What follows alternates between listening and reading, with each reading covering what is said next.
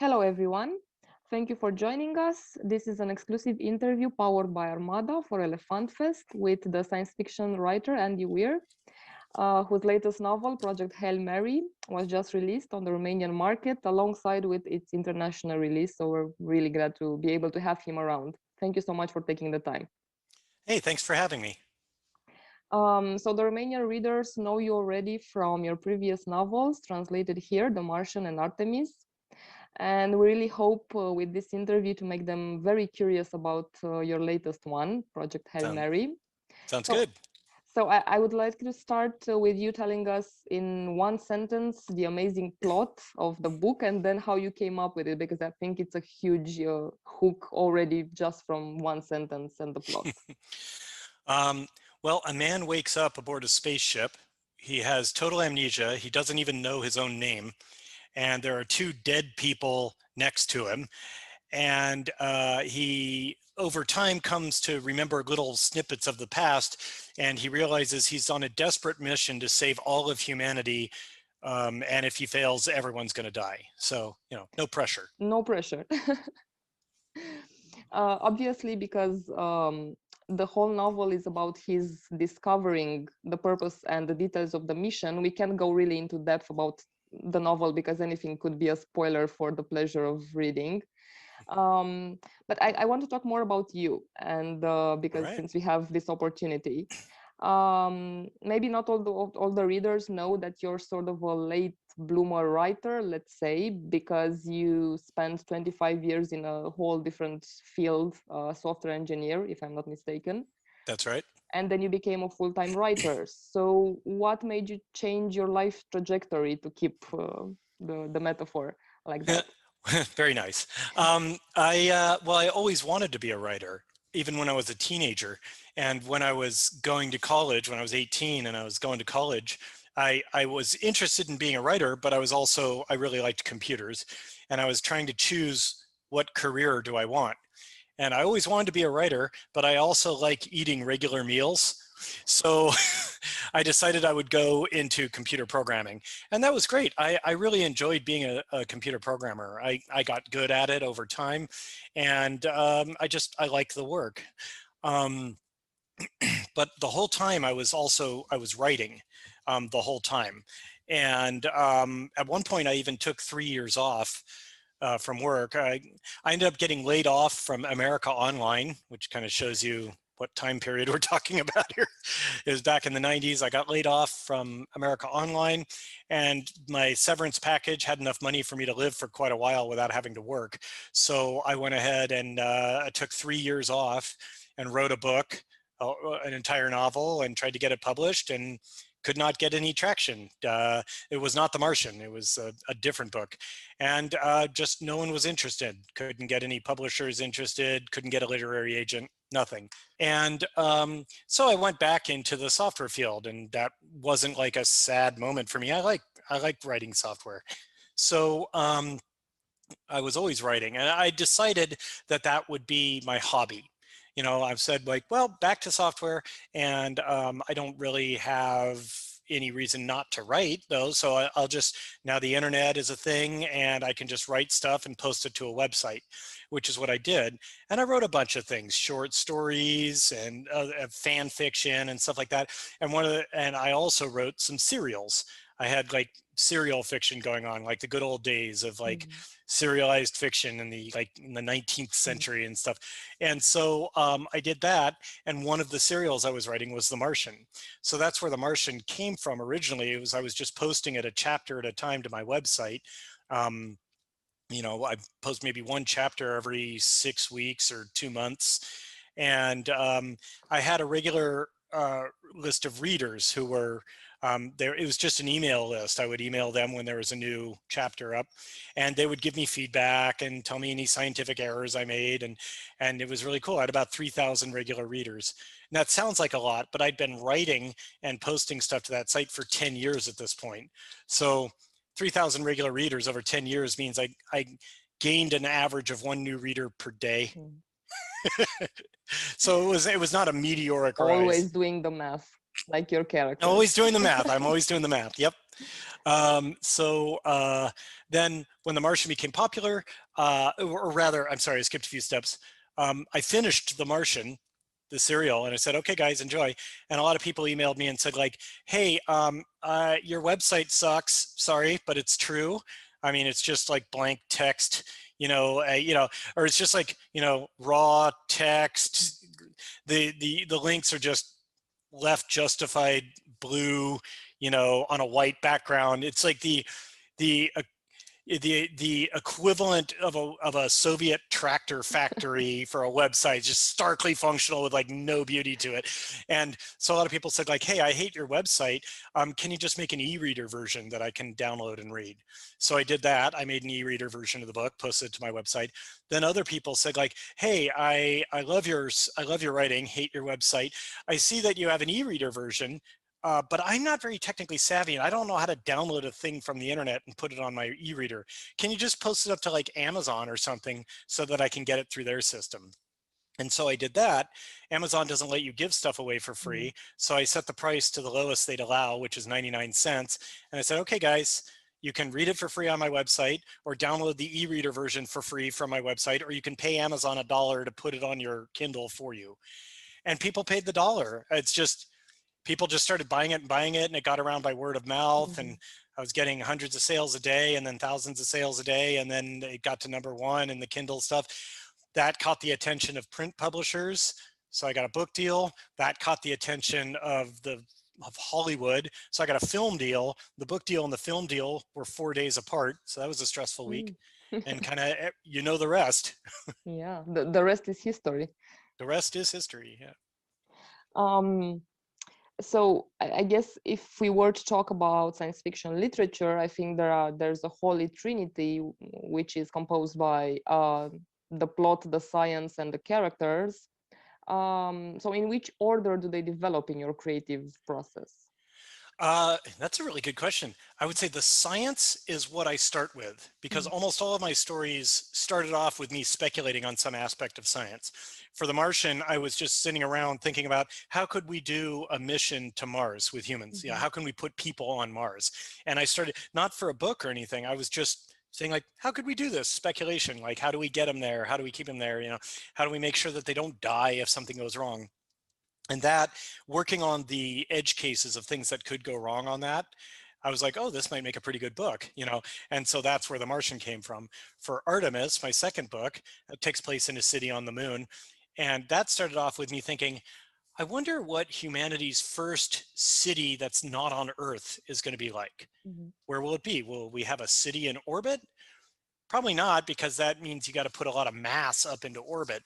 But if you build a city on the moon or Mars, you can use local materials. You can gather the materials to build your city from the environment, smelt it to make the metal, and then build your city out of that. And I'm like, and the moon is much closer than Mars. I mean, if you were on a football field, soccer field, as we say here, football, as you guys will say there. But if I say football with my American accent, you'll assume I'm talking about American football. So I'll just say soccer, and the viewers can be mad. If you're on a soccer field, and if you're at one goal and you put Mars at the other goal, then the moon will be 10 centimeters away from you. So that's just the difference in scale. So I said like that, for the first city that humans have that's not on Earth is probably going to be on the moon, and speculated about that, and that led to Artemis. And then and for Project Hail Mary, I was thinking about, wouldn't it be cool if we had a fuel for spacecraft that would actually mass convert and turn that mass into light? Then like a few 100 kilograms of fuel is all you need to go to Mars. I mean, it'd be really awesome. And it's physically possible, although we don't have the science to do it right now. So science comes first, then comes plot, because I come up with the ideas for it. And then way last for me comes characters. And I freely acknowledge that characters and character depth and complexity and story arcs for the growth arcs for the characters, that's where I'm weakest. And I'm always working on that. I want to get better at it. But yeah, I'll freely admit that for me is the biggest challenge, the personalities. Well, I mean, it's very interesting to hear you say that characters come last, because you have such strong point of views. I mean, The Martian and Project Hail Mary obviously have two strong voices, and the entire action is through their point of view. Of course, they're in contained situations, let's say, alone and trapped, so their entire mental process is actually forwarding the action, which is always really interesting. So if you say that you feel weakest with your characters, I wanted to ask you, besides that, why you choose to write like that, from the very intimate point of view of the protagonist, and not like an impersonal narrator looking down on a gallery of people. Well, by writing stories that have an isolated person, I don't have to write a lot of character interplay. And also, if I make that person have kind of a funny mode of narration, then it can help pull the reader through the novel because they're laughing, they're enjoying themselves. But yeah, I mean, so the characters in my stories can be entertaining and fun, but they certainly lack depth. Like, consider Mark Watney. At the end of the book, you don't know anything about him other than he didn't want to die. And he's kind of a smart aleck, right? He didn't, and at the end of the book, he's exactly the same as he was at the beginning. He doesn't undergo any change or growth or anything as a person. It's not a character-based story. It's a plot-based story. And I tend to be a plot-based writer.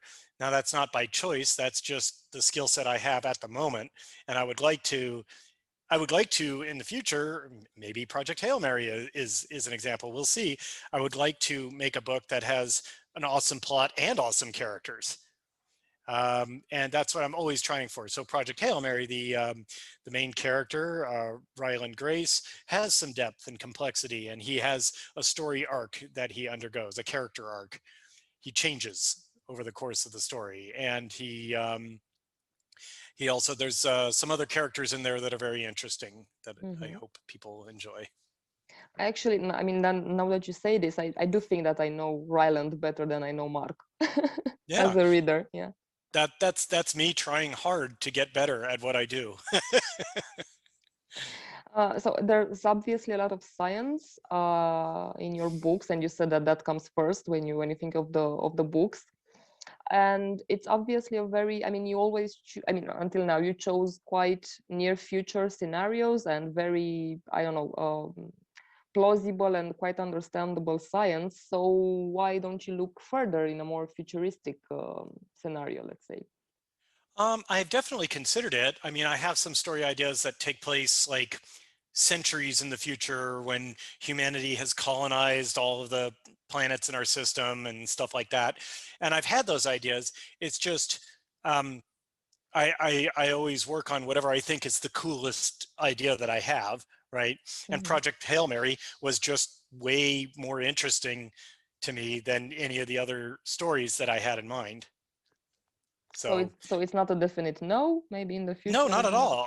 I definitely, no, it's not a no.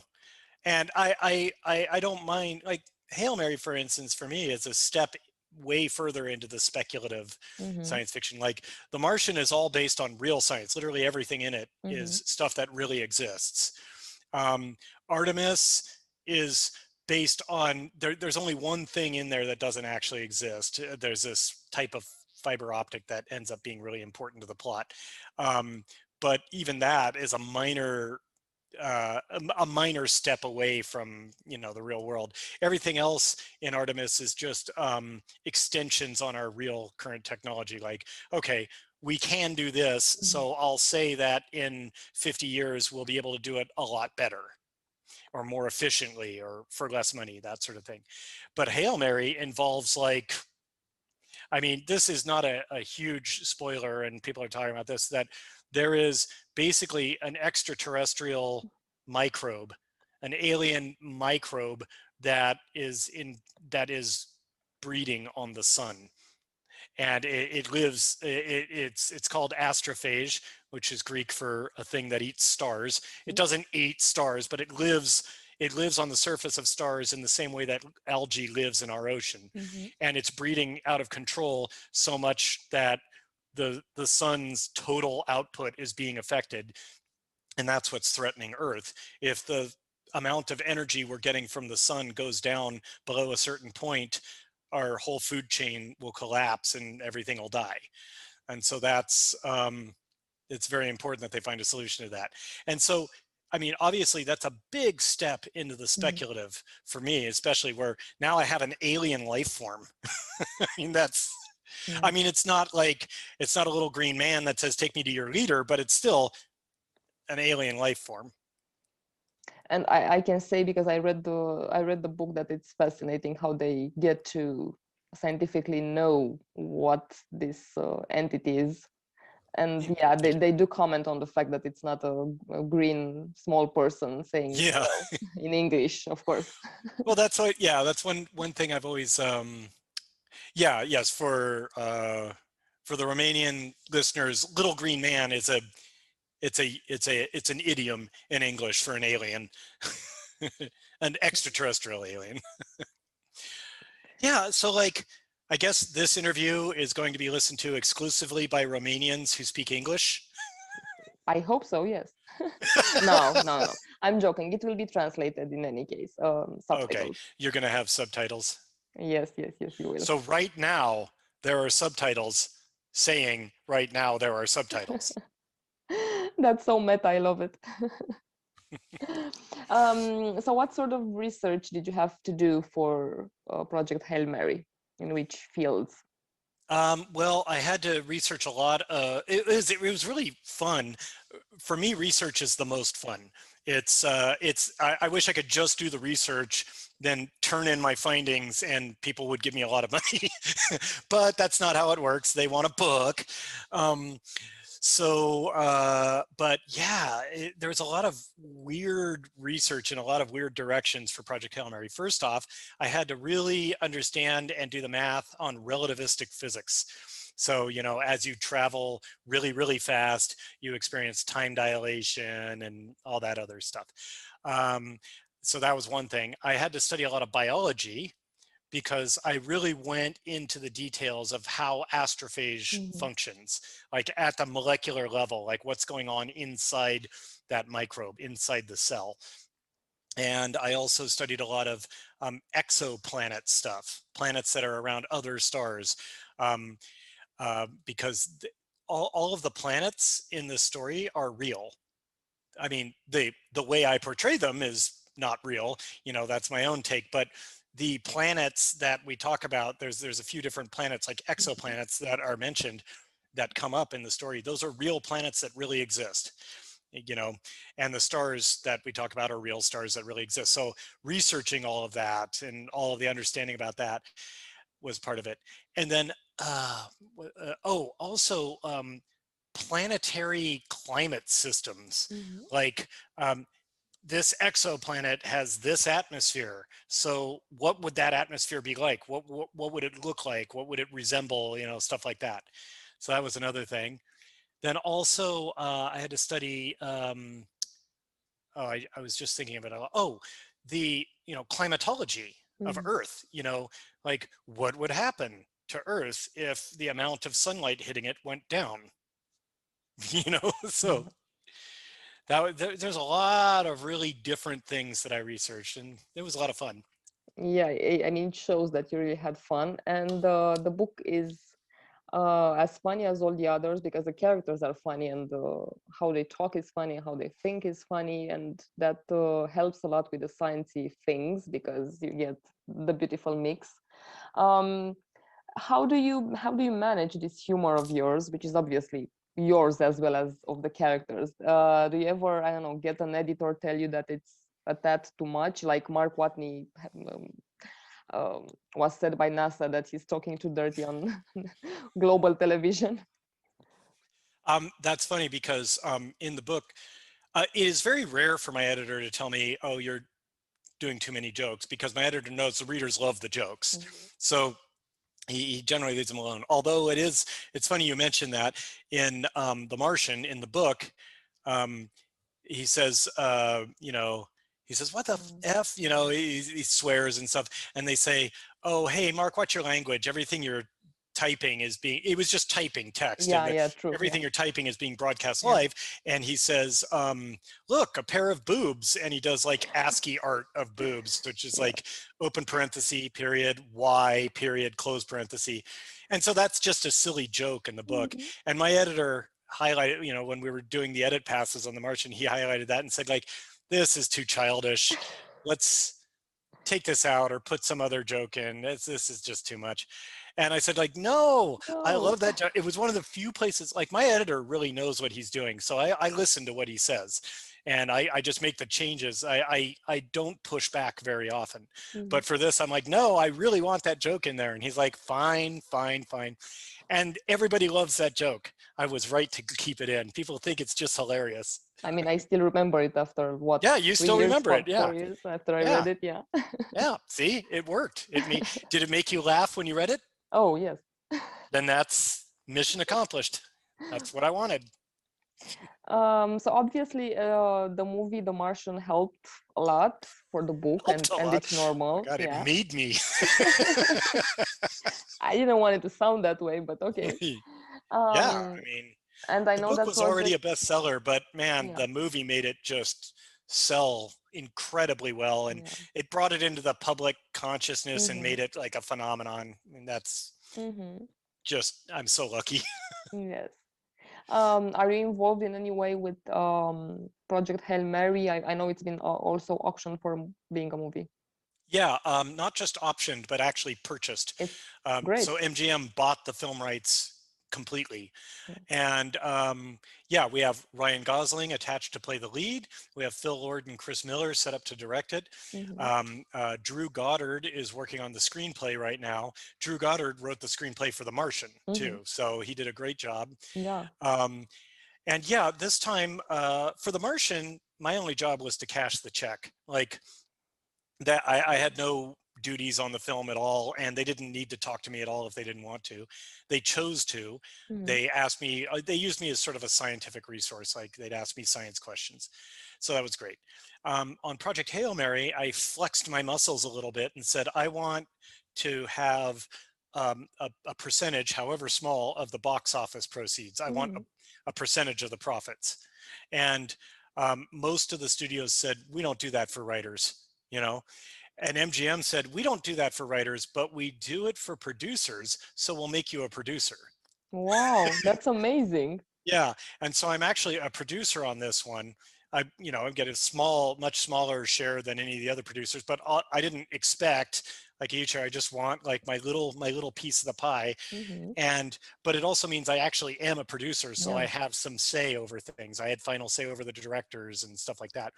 But for the most part, I'm just going to stay out of the way. I've been staying out of the way and letting the producers, the real producers, the actual people who do this for a living, do their jobs. And I'm just going to not be an impediment. I don't want to get in their way. No, but it's great that you'll be in the loop. So what do you make of the fact that science fiction has become so mainstream in the last maybe 10 years, let's say, in television, but also in books and bestsellers? To what do you think we owe that? What happened? Well, there's been an uptick in some very specific types of fiction that are science fiction. One of them is like superhero movies, obviously, and they're generally categorized as science fiction, like these comic book movies. And I suppose they are, but they're not exactly what I think of as science fiction. Really, no. I love them. I love them. Yeah. I really enjoy watching them, but I don't think of them as science fiction. They're comic genre movies, which is fine. But also, it's starting to ebb a little bit, but starting with the Hunger Games books and then later movies, there's a whole bunch of young adult science fiction, YA science fiction, and they all have very similar plots where it's the future and there's some fascist dystopia, this miserable world, and only teenagers doing random things can somehow save the day. I don't buy into that philosophy. I mean, it's great for fiction, but I don't think that the world is on a downward trend. I think that the world is always getting better. It may not seem like that in the short term, but you pick any year in history and then ask yourself, would you rather live in that year or the year 100 years before? And you will Good choose the later exercise. year. Good Yeah, exercise. you'll choose the later year. Like, I think we can all agree that 2020 sucked, but I would rather live through 2020 again than live through 1920. Yep. Yep. Humanity's good. We're good. It's easy to get mired up in the negative news coverage that you see. But remember, news is, by its definition, showing you things that are unusual. They're showing you things that deviate from the norm. There's never a news story about a guy who, like, oh, this guy broke his leg by tripping on the sidewalk and then strangers helped him get to the hospital. Like, that's not a news story. That's expected human behavior. That's the norm. We are a very cooperative and helpful species.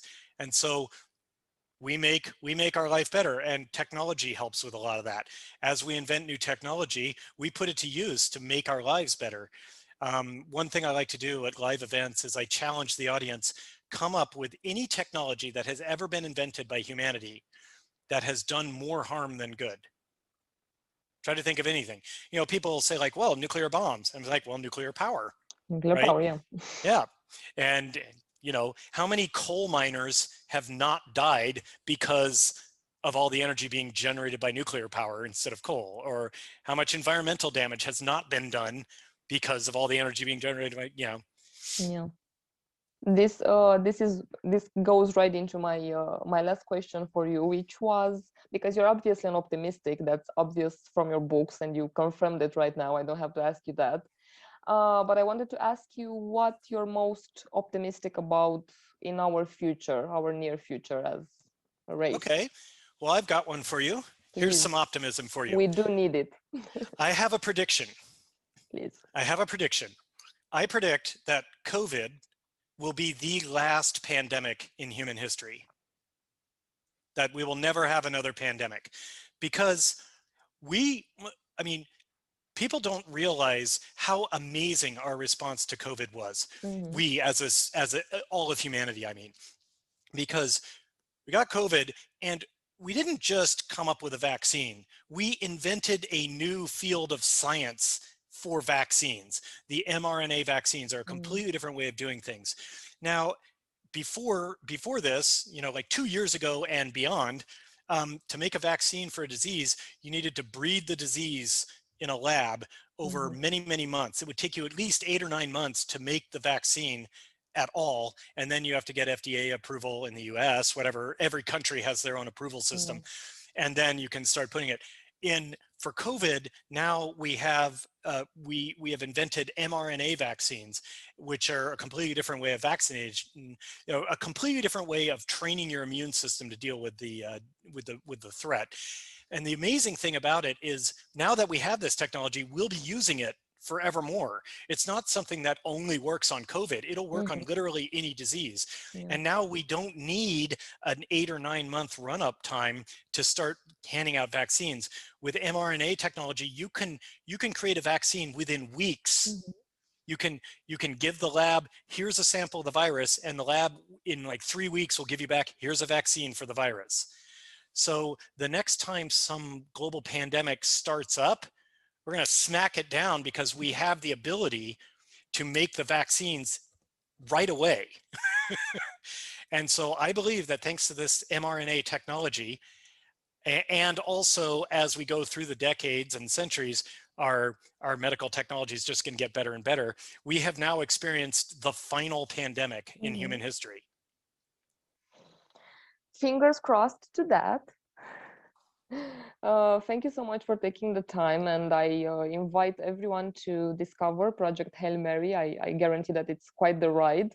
Read everything. You should buy multiple copies, for your friends, whatever. They look really good in the bookshelf. So they do. You should buy the Romanian version and maybe the English version, just for your friends abroad, and then So Project Hail Mary now in every bookshop. Thank you so much, Andy Weir. Thanks for having me.